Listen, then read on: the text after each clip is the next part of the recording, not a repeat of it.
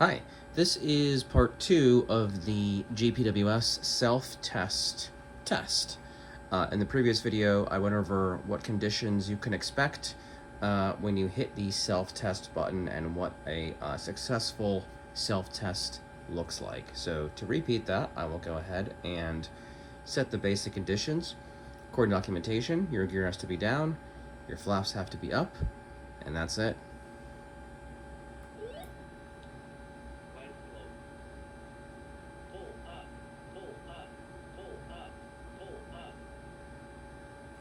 So according to documentation, that is a successful system test.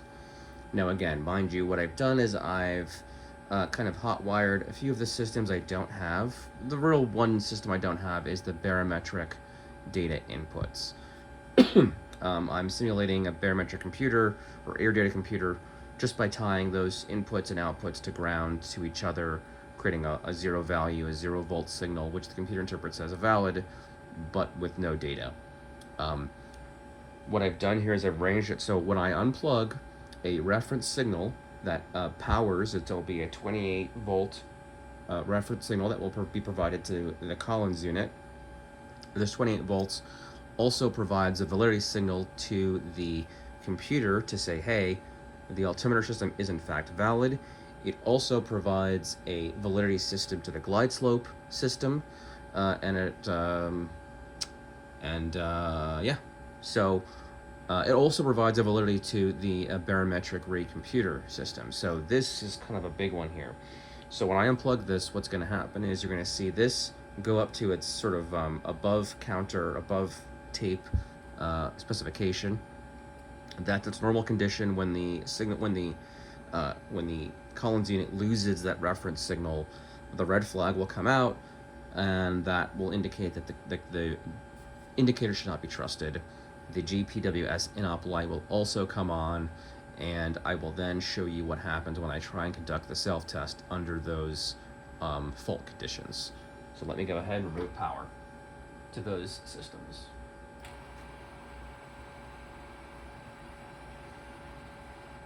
So you'll notice the glide slope also came out.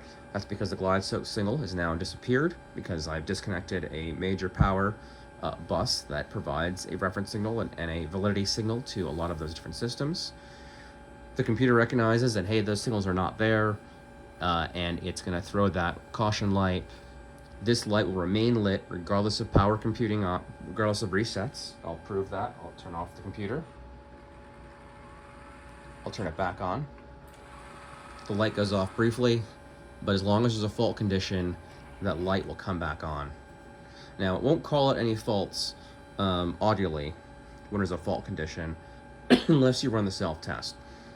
It indicates a fault by the nature of that GPWS light being on.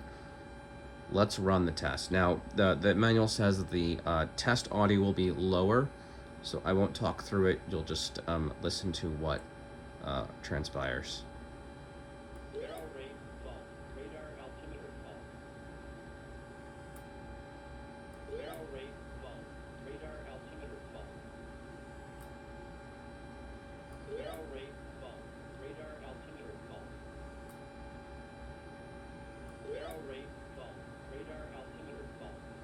So what you're hearing is it's saying baro rate fault, radio altimeter fault. So that recognizes there's two failed systems. I misspoke. When I unplugged that reference, what it did is it disconnected the glide slope signal feeding just the indicator here.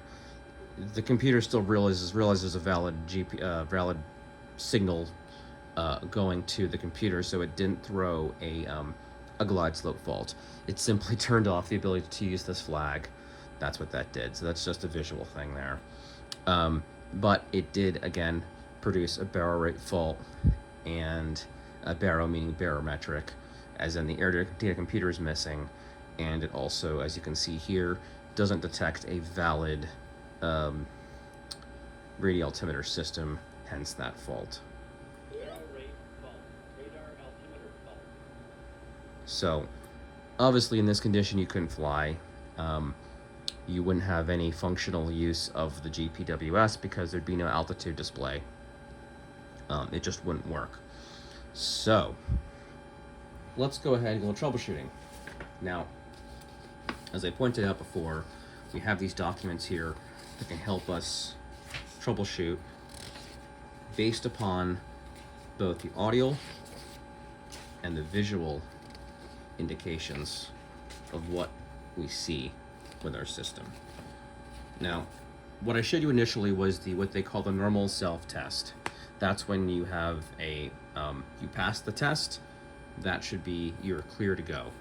Now, since we have failures, we will be conducting what's considered an abnormal fault self-test. So it runs you through a procedure here. So GPWS status lamp in op will be on due to the fault, which it is. Press and hold the GPWS self-test.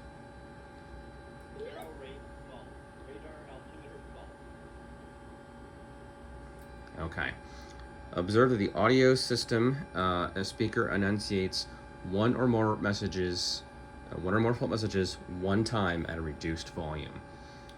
So in this case, each of the fault messages, the barrel fault rate and the radio altimeter fault, were announced one time at a reduced volume. Take note of the fault enunciations and refer to the troubleshooting procedure section in this document for fault isolation, probable cause, and remedy information. To repeat the GPWS fault sequence, press the self-test again after a 1 second delay. So, for example, if you wanted to just double check you got a fault, you can pretty much tell you've got a serious fault happening here in the system. So, at this point, you could then run through these basic tests right here, which we did in the previous video. Maybe there's a bad circuit breaker, maybe there's a loose connection. If you run through these tests, maybe that might fix your error. If it does, then you've got maybe some faulty wiring to track down, but at least now your system is functional. But in our case, we know that not to be true. Let's go ahead and pretend like we are diagnosing this issue. So,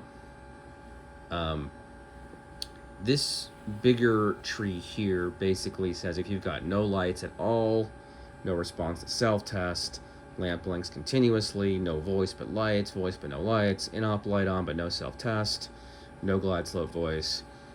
These are the more serious, like big system-wide errors.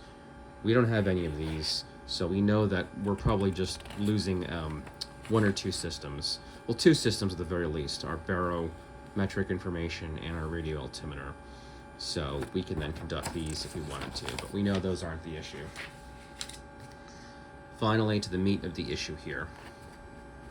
This gives you a little bit of a functional breakdown. All circuit breakers are in. For our test, let's just say they are. All systems powered up. Test set per above. Lamp messages okay. Yes or no. No. See fault below. See fault block below. I set the fault as shown below and repeat the self-test at LRU replacements. Don't know what that means. If fault is not correct, move on to the next step, otherwise return aircraft to service. So, let's see. Is radio indicator okay? It's not, but let's see. Glide slope only fault. We don't have that condition. If we did, we'd check this bus. If radio altitude is not okay, replace radio alternator and check it again. Check glide slope signals up and down, plus and minus. So again, that's not us here. Replace the Mark 6. Sure, you could do that, I suppose. Check the ground system, always important. Return to service. So in this case, this really didn't help us diagnose the problem further. This breaks it down in a more granular fashion, and we can really identify what particular faults are plaguing our system. So let's hear it again.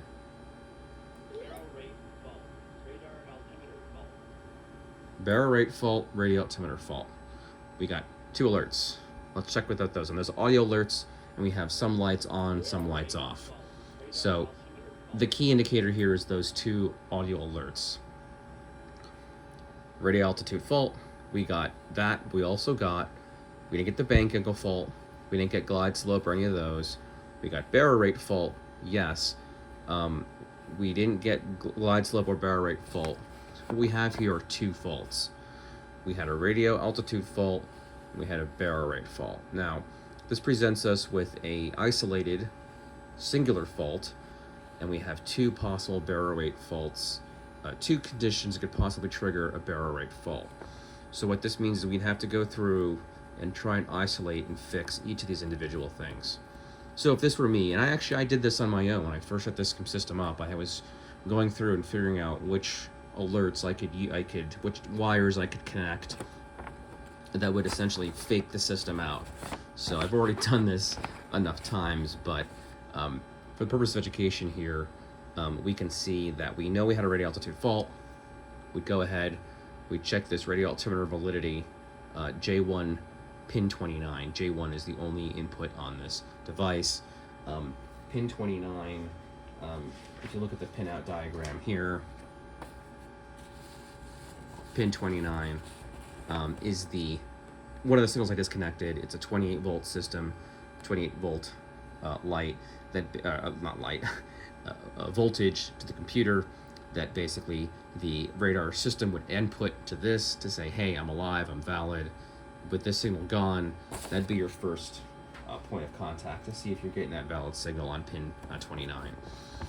If you're not, then you want to fix that first. As far as the barrel rate fault goes, there's two possible causes. You could check pin 9, which is a valid signal. Again, probably a positive voltage, and you have your barrel rate positive signals. This would be your positive, your negative analog voltages. If you're missing one of those voltages, then it's going to interpret that as being not a valid signal. In my case, what I did is I hot wired it. I put the positive signal, negative signal again together, shorted them, read 0 volts. As far as the computer's concerned, the computer's happy. So there we go. So that's how you would troubleshoot that system. Fairly basic, but it can be a little maddening when you have to go through wires and looms and different bundles of cables. It can be kind of maddening. So I'm going to go ahead and correct all those faults with just one fell swoop here.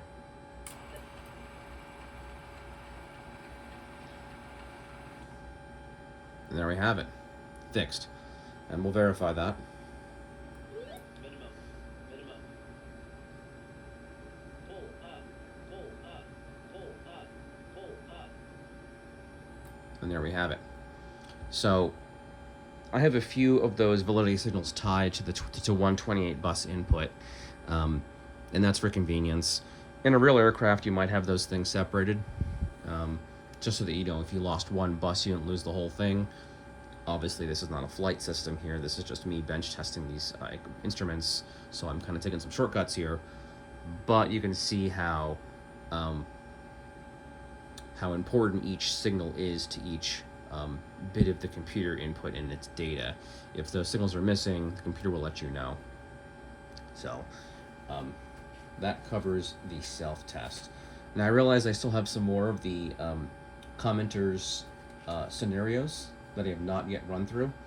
I will continue that in the next video. Keep this video shorter, given that it's more packaged and compartmentalized regarding just the self-test. So I will answer the rest of those questions, about 5 or 6 more, in the next video. Thanks for watching, and see you later.